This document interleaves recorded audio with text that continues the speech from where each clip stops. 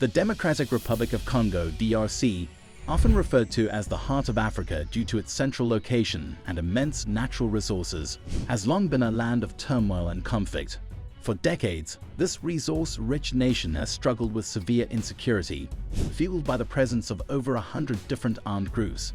These groups, driven by a combination of political ambitions, ethnic tensions, and the desire to control valuable resources such as gold and coltan, have wreaked havoc on countless communities.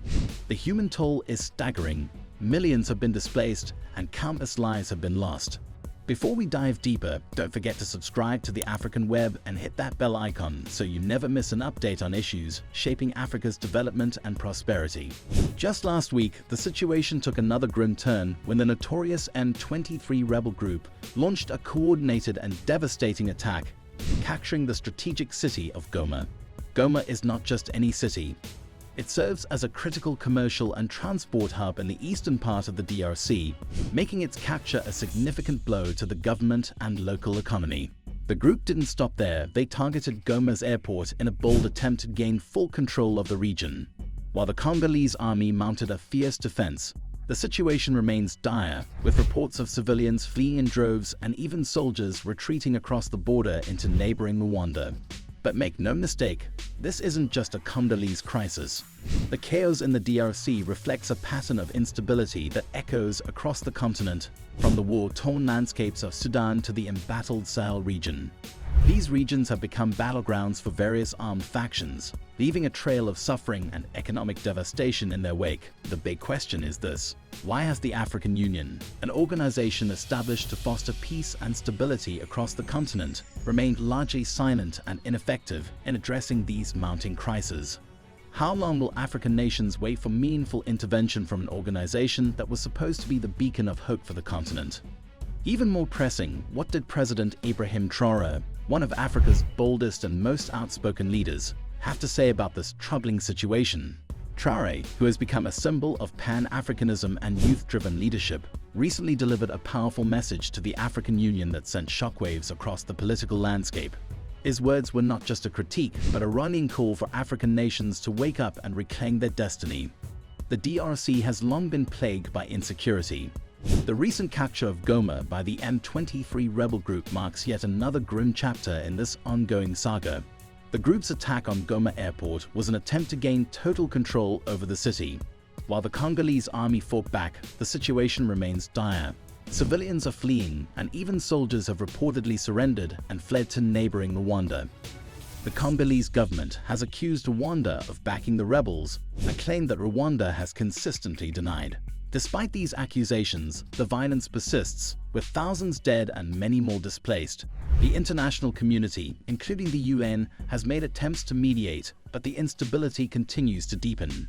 To understand the current crisis, we need to look back at the DRC's complex history. Following independence from Belgium in 1960, the country descended into political chaos. Patrice Lumumba, the first prime minister, was assassinated in a coup backed by foreign powers. This set the stage for decades of dictatorship under Mobutu Sese Seko. Mobutu's regime was marked by corruption and authoritarianism. His overthrow in 1997 led to a power vacuum, igniting the First and Second Congo Wars. These wars involved multiple African nations and left millions dead. Although peace agreements were signed, the country never truly stabilized. One of the key drivers of conflict in the DRC is its vast wealth of natural resources, including cobalt, copper, and gold. Armed groups often fight for control over these resources, which are essential for the global technology industry. Multinational corporations have been accused of fueling the conflict by purchasing minerals from war zones. What can be done to break this cycle of violence? Is it possible for the DRC to harness its resources for development instead of destruction? Sudan faces a similar struggle. Since the fall of former President Omar al-Bashir in 2019, the country has been in turmoil. A fierce power struggle between General Abdel Fattah al-Burhan and General Mohamed Hamdan Dagalo has plunged Sudan into chaos. Political instability, economic collapse, and ethnic tensions have created a volatile situation. Climate change has only made matters worse, leading to frequent floods and droughts that strain the country's already limited resources. The international community has made numerous attempts to mediate peace, but but these efforts have often fallen short. The African Union's involvement has been minimal, raising questions about its effectiveness. In the face of these crises, the African Union, which was established to foster peace, unity, and development on the continent, has been noticeably absent. President Ibrahim Traore did not hold back in his criticism of the organization. He expressed deep disappointment with the AU's inability to address these ongoing conflicts, stating that children in the Congo have been dying for years without any meaningful intervention. Traore highlighted the AU's failure to support African nations in finding peace and stability.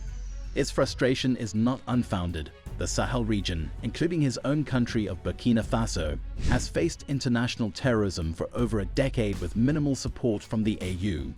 He pointed out that the AU's bureaucracy often hampers its ability to respond quickly to crises. Moreover, its reliance on external funding compromises its independence.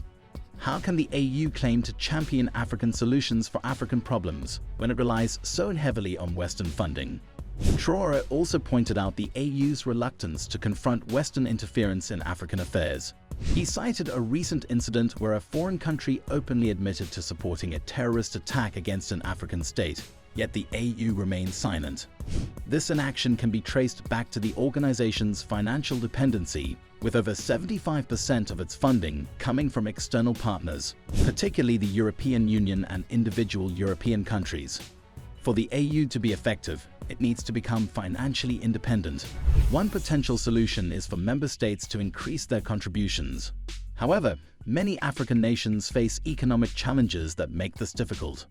Another option is to create an African Development Fund supported by contributions from the private sector and diaspora communities. Could this be the key to unlocking the AU's potential? Despite its shortcomings, the AU has the potential to be a force for good. In the past, it played a crucial role in resolving conflicts in Liberia, Sierra Leone, and the Gambia. These successes demonstrate that the AU can make a difference when it chooses to act. What lessons can the AU learn from its past successes? One key takeaway is the importance of collaboration with regional organizations. In the Gambia, the Economic Community of West African States, ECOWAS, played a pivotal role in restoring democracy. By working together, African nations can achieve greater stability and development. But will the AU take these lessons to heart? What do you think? Will the African Union rise to the occasion and take meaningful action to address Africa's security challenges? Or will it continue to be a bystander as foreign powers dictate the continent's future? Share your thoughts in the comments below. Don't forget to like, share, and subscribe to the African Web for more insightful discussions on Africa's development.